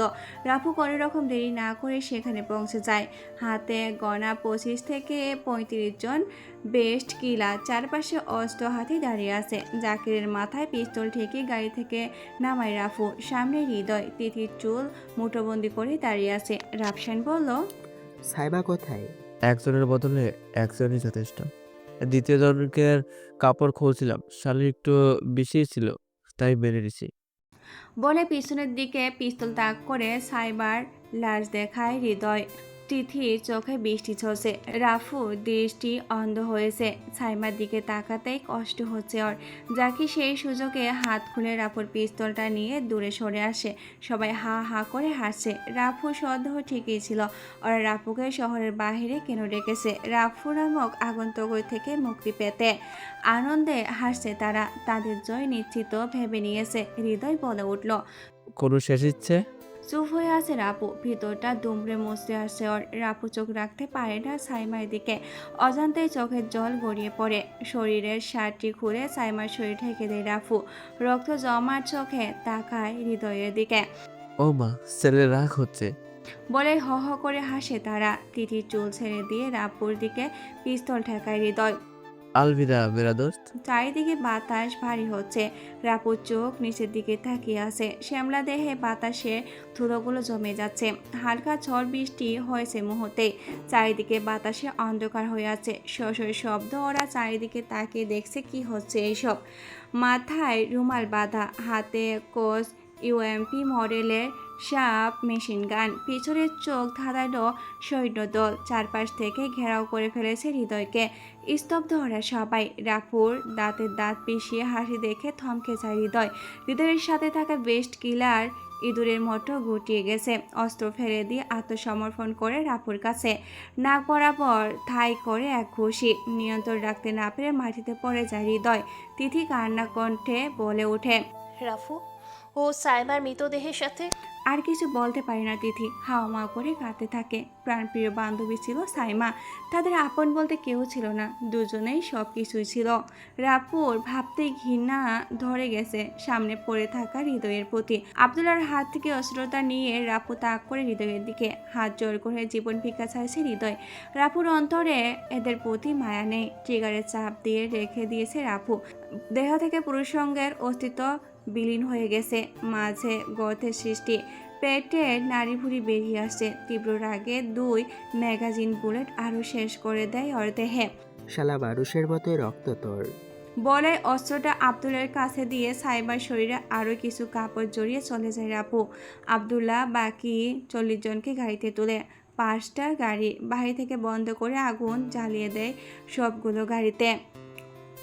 শত্রুর ক্ষমা নেই ব্ল্যাক ড্রাগনে। কাঁচা মাটির গন্ধ ভেসে আছে মাত্র মাটি দেওয়া কবর থেকে।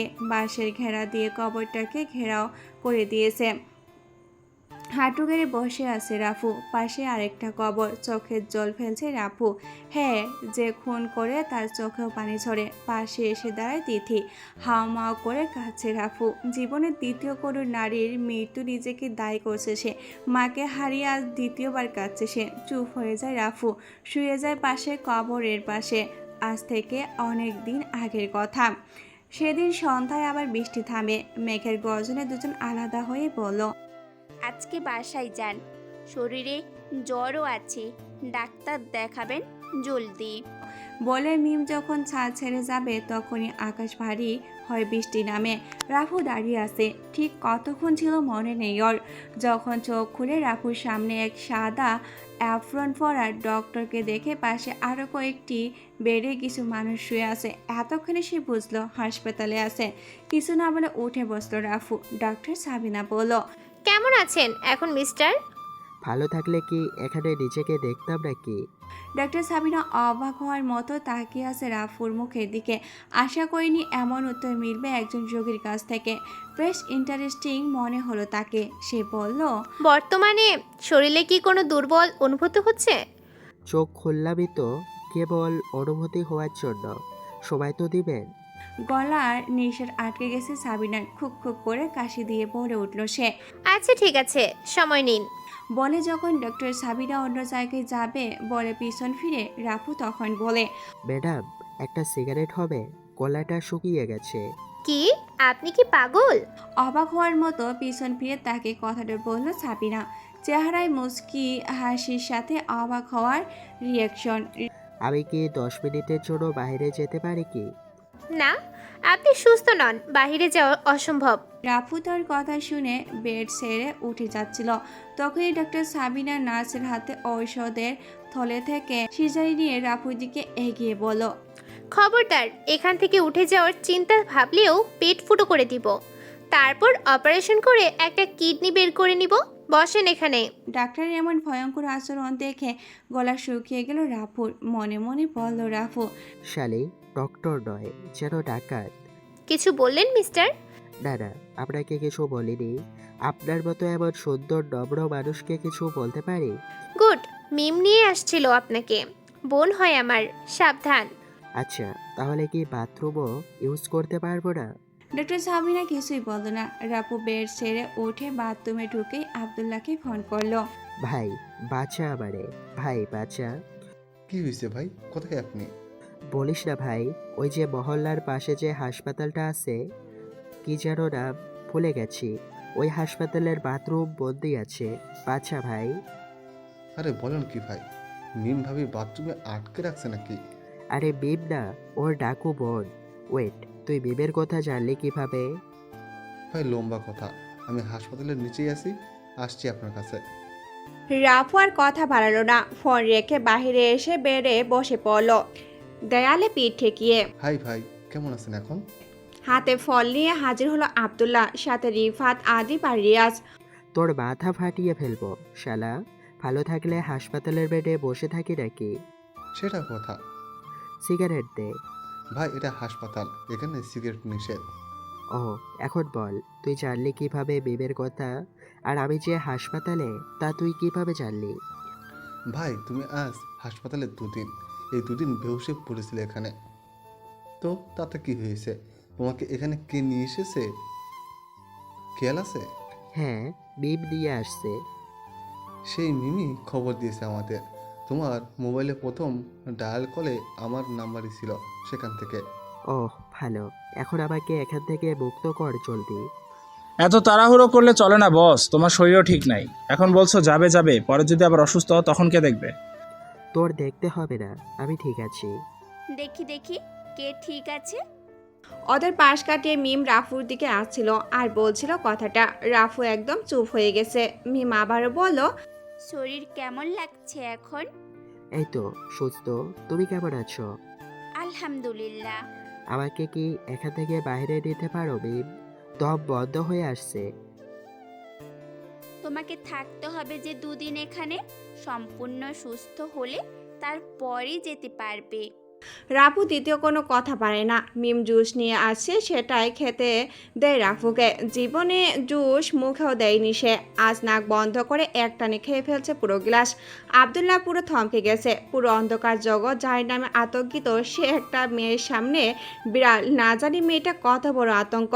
আব্দুল্লাহ, মাথায় যা চলছে তা মোটেও নয়। রাপুর কথা শুনে মস্তিষ্ক চুপ হয়ে যায় তার। বেহুদা খেয়ালে থাকে সব সময়। রাপু ভাবছে এখান থেকে কখন পালানো যাবে সেটা।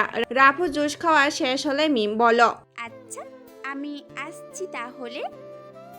মাথা নাড়িয়ে সম্মতি জানালে মিম চলে যায় ওখান থেকে। আব্দুল্লাহ হাসপাতালের সমস্ত খরচ মিটিয়ে আসতে দেখে রাফু বেডে নেই। রিফাত বলল, রাফু পালিয়েছে। আব্দুল্লাহ সবাইকে নিয়ে বাইরে চলে আসে।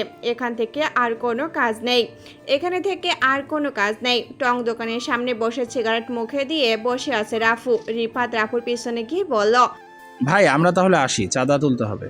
আচ্ছা যা তোরা। রাত তখন 12টা বাজে। রাফু মিমিদের সাথে দাঁড়িয়ে আছে। বাসায় কেউ নেই। মিমের বাবা ব্যবসায়ী কাজে সবসময় বাইরে থাকতে হয়।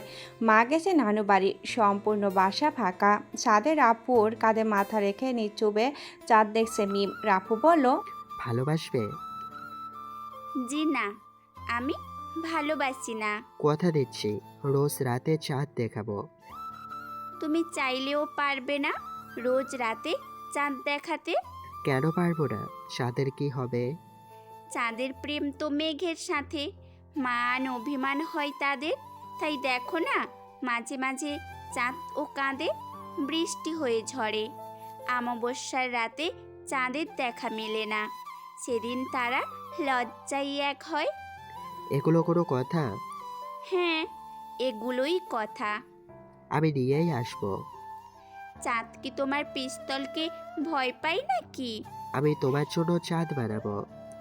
পাগল নাকি তুমি? কেউ কি চাঁদ বানাতে পারে? হ্যাঁ আমি পাগল, চোখ বোঝো তুমি। মিম কথা বাড়ালো না আর। দু হাতে নিজের চোখ আড়াল করলো। কাছের তৈরি কৃত্রিম চাঁদ জলজল করে চলছে। মিমের চোখ খুলে দেখে কাছের চাঁদ। মিমের মন খারাপ হয়। রাপুর কাঁধ থেকে মাথা সরিয়ে বলল, রাপু কিছু বলল না। মিমকে টান দিয়ে নিজের কাছে নিয়ে নিতে চাইল, পারেনি। মিম নিজেকে শক্ত করেই বলল, কিছু কিছু জিনিস তার নির্দিষ্ট জায়গায় মানায়। তাকে কৃত্রিম পদ্ধতিতে তৈরি করে তার অপমান করা হয়, তার সৌন্দর্যের সাথে তামাশা করা হয়। আমি চাঁদের সৌন্দর্য আকাশ সেই দেখতে চাই। প্রতিদিন দেখতে হবে না চাঁদ। যেদিন চাঁদ তার নিজস্ব রূপ আমাদের উৎসর্গ করবে সেদিনই দেখব। ভালোবাসা রোজ চাঁদ দেখায় হয় না মিস্টার মাস্তান। একে অপরকে সম্মান করার মাঝেই তো ভালোবাসা থাকে। রাপু কিছু বলল না। মিমকে টান দিয়ে নিজের কাছে নিয়ে নিতে চাইল, পারেনি। মিম নিজেকে শক্ত করেই বলল, স্পর্শে ভালোবাসা খোঁজো না। মন ভেঙে গেলে আর ভালোবাসা হবে না। মিম নিজের রুমে চলে গেছে মন খারাপ করে। রাপু বুঝতে পারেনি মিমের মন খারাপের কারণ। নির্ভীক দৃষ্টিতে তাকিয়ে আছে তার চলে যাওয়ার দিকে। ফেরানোর জন্য ডাক দেওয়ার ক্ষমতাও নেই। বসেছিল সারা রাত মিমদের বাসার ছাদে। সকালে সূর্যের প্রথম রশ্মি রাফুর ঘুমের ব্যাঘাত ঘটায়। চোখ কষলাতে কষলাতে চলে যায় বাসায়। সকাল 10টা বাজতে চায়ের দোকানে আড্ডা। মিম কলেজে যাওয়ার জন্য প্রতিদিন ওখান থেকেই ঘুরে যেত রাফুর নজর কাড়ার জন্য। কখনো ফিরেও তাকানি রাফু। হঠাৎ মনে বেঁধে গেল মিম। মায়া বড় অদ্ভুত জিনিস, কারো প্রতি যদি একবার হয়ে যায় সে বরবাদ হয়ে যাবে, তবু মায়া কাটিয়ে উঠতে পারবে না। আজকাল রাফু মিমের পিছু নেয় কলেজ পর্যন্ত। প্রতিদিনের মতো মিম ফিরছিল কলেজ থেকে। রাস্তার মোড়ে দাঁড়িয়ে আছে সোহান বন্ধুদের সাথে। নিস্তব্ধ রাস্তায় চোখ যত দূর যায় সম্পূর্ণ জনমানববিহীন। শেয়ালের মতো পিছু নেই সোহান। ভয়ে মিমের হাত পা কাঁপছে, জোরে জোরে হাঁটতে শুরু করে, কিন্তু কাজ হয়নি। সোহান ধরে ফেলে তাকে, দাঁত বের করে হাসছে বাকি বন্ধুগুলো। সোহানের হাতের মুঠোয় মিমের চুলগুলো ধরে আছে, এক হাত দিয়ে গালে স্পর্শ করছে বারবার। সাদা ওড়নাটা রাস্তার উপরে ফেলে রাখছে সোহান। হঠাৎ এক চিৎকার সোহানের। মিমের চুলগুলো ছেড়ে দিয়ে নিজের অন্য হাত ধরে বসে আছে। হাতের কবজি ছিন্ন হয়ে গেছে দেহ থেকে। বাকি বন্ধুরা সোহানকে ফেলেই পালিয়েছে। কাশবনের পাশে দাঁড়িয়ে আছে রাফু, হাতে ধারালো ছুরি। রক্ত স্রোত বয়ে চলেছে ওখানে। মিমের চোখ কাঁপছে। ওড়নাটা ওর শরীরে জড়িয়ে দিয়ে বলল রাফু, বেব, তুমি রাস্তার ওপাশে গিয়ে দাঁড়াও একটু। সোহানের পা ধরে টেনে ঢুকেছে কাশবনের ভিতরে। হাও মাও করে চিৎকার করছে সোহান। নিস্তব্ধ রাস্তায় কেউ নেই ও চিৎকার শোনার। কাশবনের আড়ালে নিয়ে হাতের ছুরি দিয়ে সোহানের পায়ের শিরা কেটে নেয় রাফু। ছটফট করছে সোহান। চিনচিনিয়ে গরম রক্ত গেঁথে গিয়েছে রাফুর মুখ। নেশা বেঁধে গেছে গরম রক্তে। উত্তেজিত সোহানের প্যান্ট খুলে জনাঙ্গ ছিঁড়ে ফেলে দেহ থেকে। রক্ত চোখে রাফু বলল, নিস্তব্ধ রাস্তায় মেয়ে দেখলেই উত্তেজিত যৌনাঙ্গ পুরুষের থাকতে পারে না। নিজেকে নিয়ন্ত্রণ করে একটা মেয়ের নিরাপত্তা রক্ষায় একজন পুরুষের চিহ্ন। তোর মধ্যে তার ছিটে ফোঁটাও নেই। সোহানের আত্মচিৎকারে নিস্তব্ধ কাশবনে প্রাণ জেগেছে। সোহানকে ওখানে ফেলে উঠে আসে রাফু। নিচের গেঞ্জি খুলে রক্ত মুছতে মুছতে মিমকে বলল, বাসায় যাও, আর কোনো সমস্যা হবে না, আমি আছি তোমার পাশে। মিমের মুখে কথা নেই, চোখে পৃথিবীর সমস্ত ভয় জোর করে আছে। থরথর করে কাঁপছে। বুঝতে পারে রাফু ভীষণ ভয় পেয়েছে। পাঁচ কলা করে তুলে নিজে পৌঁছে দেয় ওর বাসায়। সাবধানে থাকতে বলে চলে আসে রাফু। ধমকের সুরে মিমের মাকে শাসিয়ে আসে মিমের যত্ন নিতে। শহরের মৃত লাশটা বাসার সামনে রাখা, সাদা কাপড়ে জড়ানো। বেদনাথ কণ্ঠে বারবার কান্না করতে করতে জ্ঞান হারাচ্ছে সোহানের মা। মেজ ভাই মাকে নিয়ে ব্যস্ত। বড় ভাই ছোট ভাইয়ের লাশের পাশে বসে চোখের জল ফেলছে। তখনই আশিক এসে বলল, রিফাত ভাই, সোহান ভাইকে রাফু হত্যা করেছে। থমকে গেছে রিফাত। মস্তিষ্কে স্নায়ুকোষ অচল প্রায়। কি বলবে এখন রিফাত? ভাইয়ের মৃত্যু, অন্যদিকে অন্ধকার জগৎ, যেখান থেকে লাশ হয়ে বেরিয়ে আসা ছাড়া আর কোনো উপায় নেই। আশিক রিফাতের কাঁধে হাত রাখে আর বলে, ভাই, যা হয়ে গেছে তা আর সংশোধন করার সাধ্য কারণ নেই। এক পারেন প্রতিশোধ নিতে, নয়তো সমঝোতা করতে। রাফুর বিরুদ্ধে পদক্ষেপ নেওয়া মানে নিজের কবর নিজে খোঁড়ার মতো হবে। তাই বলছি কি ভাই। আশিককে থামিয়ে দিয়ে রিফাত বলল, ভাই চুপ যা, সহ্য করতে পারছি না। আশিক দ্বিতীয় কথা বাড়ায় না, পাশে দাঁড়িয়ে থাকে। জানাজা শেষে সোহানের মৃত দেখে কবর দিয়ে চোখে পানি মুছে মনে মনে প্রতিজ্ঞা করে, রাফুর প্রিয় প্রিয় জিনিসগুলোই ওর থেকে ছিনিয়ে নেব, দূর থেকে মজা লুটব। সেদিন থেকে বন্ধুর রূপে শত্রু ভেসে ব্ল্যাক ড্রাগনের কাজ করছে রিফাত। রিফাতের মনের চাল কেই বা বুঝবে। চোখে তার মায়া নেই, হিংস্র পশুর মতো তীক্ষ্ণ চোখ, চিতার মতো দেহ শক্তি, তবু রাফুর থেকে পিছিয়ে। রাফু ঠান্ডা মাথার খেলোয়াড়, সহজে বধ করা যাবে না। বিশ্বাসঘাতকতা করতে হবে ওকে পরাজিত করার জন্য। একমাত্র উপায়ই সেটা। রিফাতের লক্ষ্য একটাই, রাফুর সর্বনাশ। গ্যাং থেকে প্রায় বাহিরেই রাফু। আবদুল্লার সাথে যোগাযোগ সবসময় থাকে। নিজেকে যতটা সম্ভব গ্যাং থেকে দূরে রাখে এখন। মিমের সাথে দেখা হওয়ার পরে ওর মনে হচ্ছে ওর দুনিয়া হচ্ছে এখানে। মিমের থেকে দূরে থাকা অসম্ভব, তাই গ্যাংয়ের সাথে দূরত্ব সৃষ্টি হয়েছে। প্রায় 2 বছর মিমের সাথে সম্পর্কের। প্রতিদিন তারা নতুন করে শুরু করে সূর্যের আলোয়। সেদিন বুধবার ছিল। মিমের বাবা মা একসাথে বাহিরে ঘুরতে বের হয়েছিল। এসেছে লাশ হয়ে। গাড়ি অ্যাক্সিডেন্টে মৃত্যু দুজনের একসাথে। ভেঙে পড়ে মিম মানসিক শারীরিকভাবে। একদিকে একদিন, দুদিন, 3 দিন মিমের চোখ কালো হয়ে গেছে, চুপ হয়ে গেছে সেই মেয়েটা। রাপুর দরজা ঠকঠক করে আওয়াজ করে, কলিং বেল বাজানোর সাহস হয় না আর। ডক্টর সাবিনা এসে দরজা খুলে দেয়। এই কয়দিনে মিমের সাথেই ছিল সাবিনা, এখন আর পাচ্ছে না। হসপিটাল থেকে চাপ সৃষ্টি হচ্ছে, মিমকে একাও ছেড়ে যেতে পারছে না কোথাও। রাফুকে দেখে সাবিনা বলল, এসেছো তাহলে? মাথা নিচু করে রাফু। সকালে আসার কথা, এখন বিকাল প্রায়। সাবিনা আবার বলল, মাথা নিচু করতে হবে না, এখন ওর সঙ্গী হয়ে থাকো কিছু সময়। মুখ খুলে রাফু, আমি ওর সারা জীবন পাশে থাকতে চাই। তা দেখা যাবে সময় হলেই, আপাতত সঙ্গ দিলেই হবে। আপনি কি বের হবেন এখন? হ্যাঁ, একটু কাজ আছে বাহিরে। কাজটা কি অতি জরুরি? না, ততটাও না। তাহলে আজ বাইরে যেতে হবে না। কেন? আবার অবাক হয় সাবিনা। রাপুর পকেট থেকে কিছু টাকা বের করে সাবিনার হাতে দেয় আর বলে, আমি এখন আজ মিমকে বিয়ে করতে চাই, আপনি ব্যবস্থা করুন। কিন্তু মিম কি রাজি হবে? মিমের সাথে আমি কথা বলছি, আপনি দেখুন একটু। আচ্ছা। বলে সাবিনা বাসার বাহিরে গেছে কেনাকাটা করতে। রাফু মিমের রুমে ঢোকে। বিছনায় বসে আছে মিম, ফ্লোরে বসে মিমের হাত ধরে রাফু। রাফুর দু হাতে মিমের দু হাত নিয়ে শক্ত করে ধরে আছে। মিম কিছুই বলছে না। পকেট থেকে একটা রিং বের করে মিমের হাতে দেয় আর বলল, রাফু, আমার মায়ের রিং এটা, তার ছেলের স্ত্রীর জন্য রেখেছিল। খুব শখ করেই বানিয়েছিলেন মা, কিন্তু দুর্ভাগ্য 7 বছর বয়স যখন আমার, তখন মা আমাকে ছেড়ে চলে যায়। বাবা দ্বিতীয় বিয়ে করে। সহ্য হয় না আমার, আমি অন্ধকার জগতে চলে যাই আস্তে আস্তে। 14 বছরের যখন আমি, তখনই দুটো খুন করি। তারা আমার মায়ের হত্যাকারী ছিল। খুব নৃশংসভাবে হত্যা করেছিলাম তাদের। রাফসান থেকে রাফু হই, বাবার আদর থেকে বঞ্চিত, মায়ের মমতা হারিয়ে একটি পাথরে পরিণত হই। অন্ধকারের জগতে এক হিংস্র জানোয়ারের মতো পরিচিত হয়ে উঠি। এখন আমার মৃত্যুর অপেক্ষা, কখন যেন শত্রুর বুলেট বুক চিরে বের হয়ে যায় সে আতঙ্কে থাকছি। কিন্তু যখন তুমি এলে আমার জীবনে, সব কিছু কেমন যেন পাল্টে দিয়েছে। আমি এখন রক্তে ভয় পাই, থরথর করে কাঁপে হাত, একটু সুখের ছোঁয়া পেতে চাই। তুমি ছাড়া এখন আর কেউ নেই আমার, মায়ের এই রিং ছাড়া আর কিছুই নেই আমার, তোমাকে দেবার মতো আর কিছুই নেই আমার। আজ একটা চাকরি পেয়েছি, নিজের পরিচয় গোপন করে, মাসিক 9,000 টাকা বেতনে। মনে করি দুজন আর চলে যাবে। যদি তোমার আরও চাই তাহলে সমস্যা নেই, সেটা দেওয়ার সামর্থ্য আছে। এক নিঃশ্বাসে কথাগুলো বলে একটু থামে রাফু। মিমের হাত দুটো নিজের ঠোঁটের সাথে মিশিয়ে আবারও বলে, তোমাকে আর দূরে রাখতে চাই না মিম। সাবিনা আপুও আর থাকতে পারছে না এখানে, দূরের আত্মীয়রাও আর খোঁজ নিচ্ছে না তোমার। তাই তোমাকে আপন করে পেতে আজ বাবার থেকে রিংটা চেয়ে নিয়ে আসছি। কাজী অফিসে গিয়ে দুজনের বন্ধন পবিত্র করে ফেলি।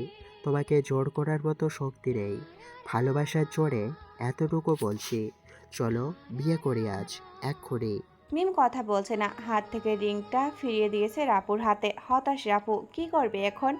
এক ঝাঁক মেঘ জড়ো হয় রাফুর মনে। মাথা ঠেকিয়ে রাখে মিমের কোলে, হালকা করে চুলগুলো টেনে দিচ্ছে মিম। বিষণ্ণ রাফুর মন। তার কোল থেকে রাফুর মাথা সরিয়ে হাত বাড়িয়ে দেয় রাফুর দিকে। পরিয়ে দিবে না, নাকি হাতের মুঠোই রেখে দিবে? স্তব্ধ রাফু। সত্যি কি মিম বলছে এটা? মুচকি হাসি হেসে ফেলেছে মিম। রাফুর হৃৎপিণ্ড থুকফুক করে ড্রাম বাজানোর মতো লাফাচ্ছে। মিম বলল, তোমার হৃৎপিণ্ড যে বাহির হয়ে আসবে, তাড়াতাড়ি পরিয়ে দাও। রাফুর হাত কাঁপছে, তবু শক্ত করে মিমকে রিং পরিয়ে বুকে জড়িয়ে নেয়। এক পৃথিবীর সুখ আজ দুজনের মনে। ঠোঁটে ঠোঁটে ঠোঁট মিশাতে কাশি দিয়ে ওঠে সাবিনা। সরে আসে দুজন। সাবিনা বলল, তাহলে তোমরা প্রস্তুত? কাজী ডাকবো? মিম চুপ হয়ে গেছে। রাফু বলল, আপু, আপনাকে তো বলছি, আর বাসর ঘর কোথায় সাজাবেন? তখনই মিম বলে উঠল, আপু, তুমি আমার রুমেই বাসর সাজাবা। আর মিস্টার রাফসান, আপনিও আজ থেকে আমার বাসায় থাকবেন। আমি আপনার মেসে টেসে থাকতে পারবো না।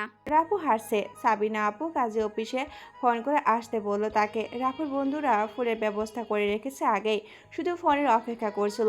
রাফুর ফোন পাওয়া মাত্রই তারাও চলে আসছে। বিউটি পার্লার থেকে লোক আনা হয়েছে। সমস্ত বাসা সাজাতে সাজাতে রাত তখন 9টা বাজে। সাবিনার মা বাবা এসেছে। মিমের মেজো মামা মামি হন তারা। মিমের এমন সিদ্ধান্তে তারা অমত ছিল, কিন্তু ওর জেদ হলো, এক কথা বলে দিল তাদের। তোমরা তো এমনিতেই আমাকে উটকো ঝামেলা ভাবো, তোমাদের মতের প্রয়োজন নেই আমার, শুধু জানানোর প্রয়োজন ছিল, তাই জানিয়েছি। সাবিনা কিছু বলেনি আজ, কিছু বললে হয়তো ঝামেলা বাঁধত, কিন্তু সে চায়নি ঝামেলা বাঁধাতে। কাজী সাহেব বিয়ে পড়িয়ে চলে গেলেন, সাবিনা তার মা বাবা একে একে চলে গেলেন ওদের একা রেখে। সাময়িক খাওয়া দাওয়ার জন্য হোটেল থেকে খাবার আনা হয়েছে। নর্মাল একটা শাড়িতে বিয়ে হয়েছে মিমের। তার শখ নেই সুন্দর করে সাজবার, তার স্বপ্ন তার ভালোবাসার মানুষ তার পাশেই থাকুক। সেজে গুজে যদি ভালোবাসার মানুষটিকে না পায়, তাহলে সেই সাজুগুজু করার কোনো মূল্যই নেই। যদিও সে ভালোবাসার মানুষটাকে পেয়েছে, মন চায়নি ভারী গহনার শাড়ি পরে বসে থাকতে। তবে তার রুমটা ফুলে ভরিয়ে সাজিয়েছে সাবিনা। ফুলের গন্ধ মাতাল হয়েছে মিম। রাত তখন 12টা। সবাই চলে যাওয়ার পর দুজন সম্পূর্ণ রুমে, কেউ কারো আসার জন্য অপেক্ষা করছে না। দুজন দুজনের কথা বলার জন্য অপেক্ষা করে। এক খাটে বসে দুজনেই নিচুপ। রাফু একবার ভাবে, ছুঁয়ে দেই তাকে।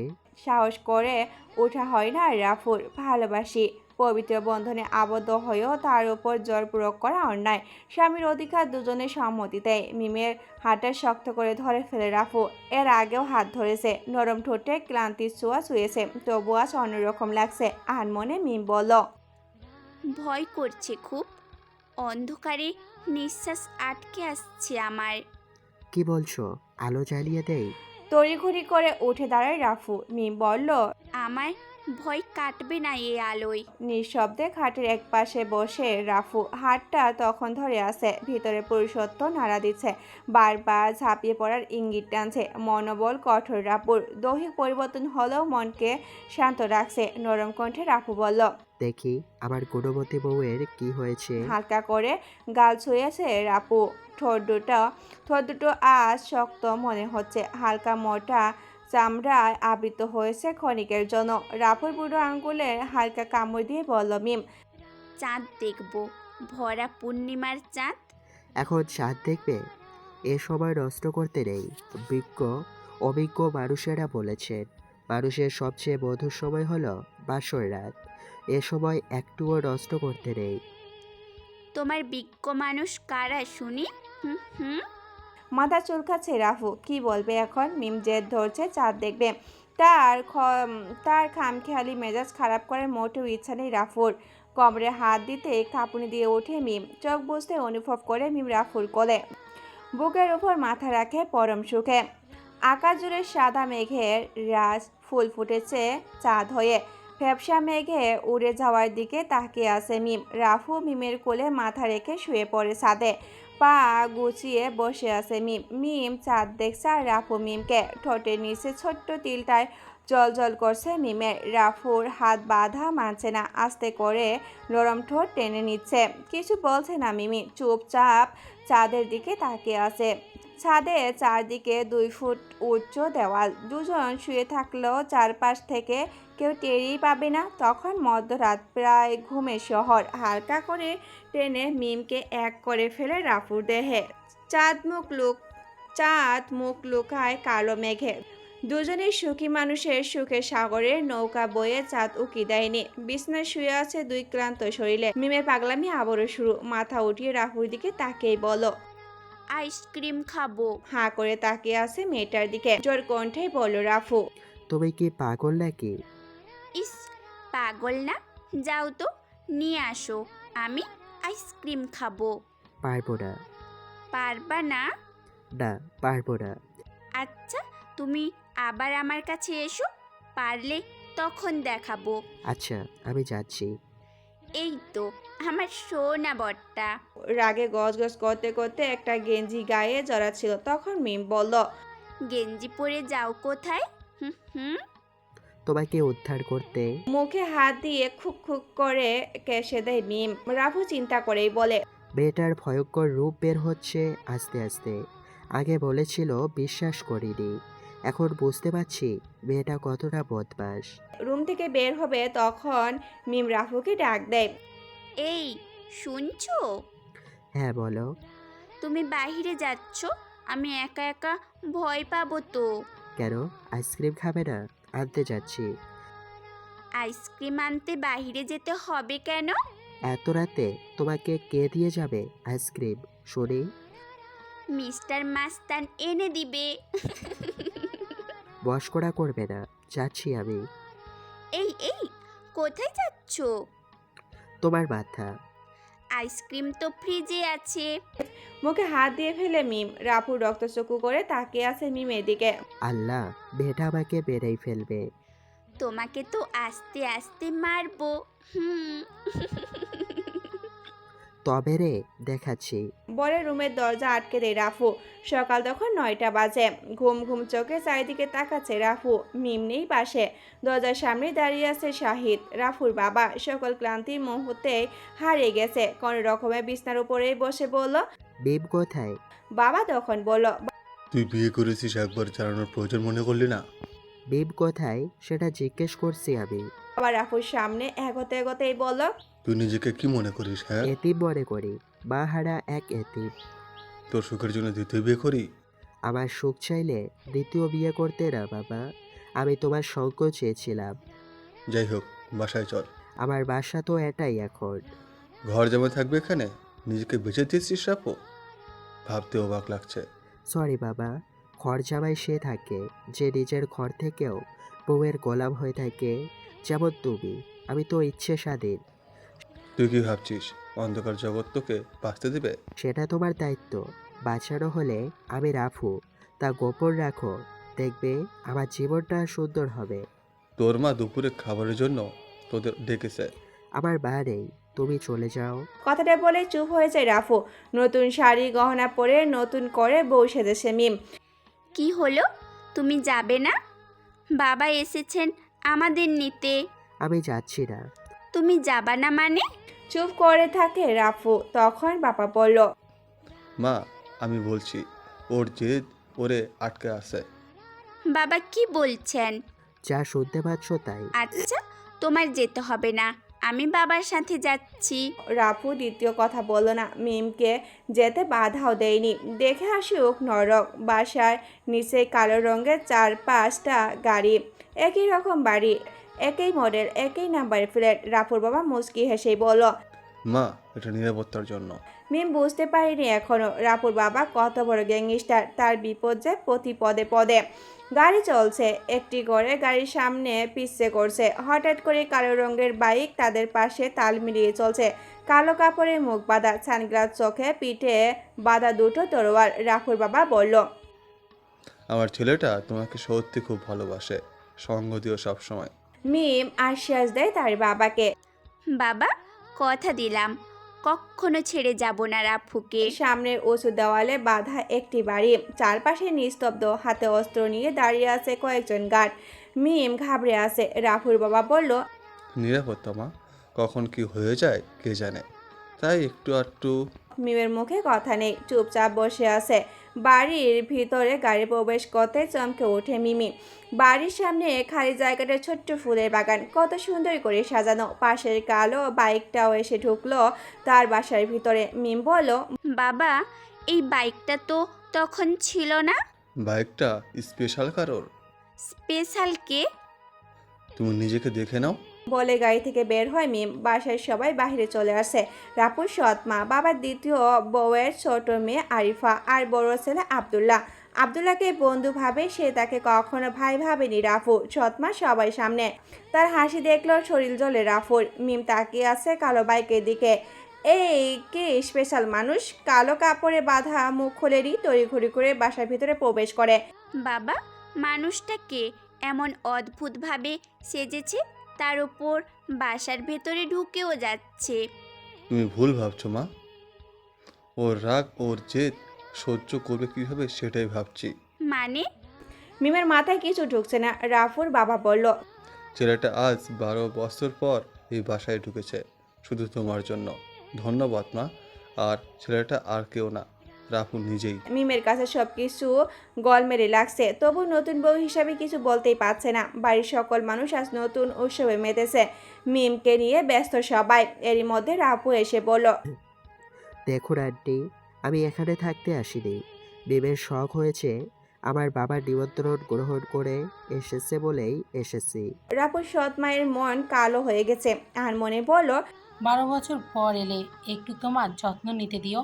আমি মায়ের জায়গা নিতে পারবো না, কিন্তু তুমি যে আমাকে আন্টি ডাকলে সেই অধিকারে দিও একটু।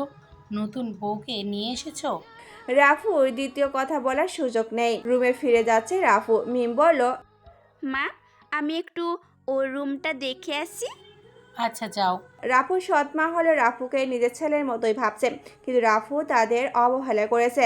মিম রাফুর রুমে প্রবেশ করে স্তব্ধ দেওয়ালের চারপাশে রাফুর মায়ের ছবি টাঙ্গা। মন খারাপ করে আছে রাফু।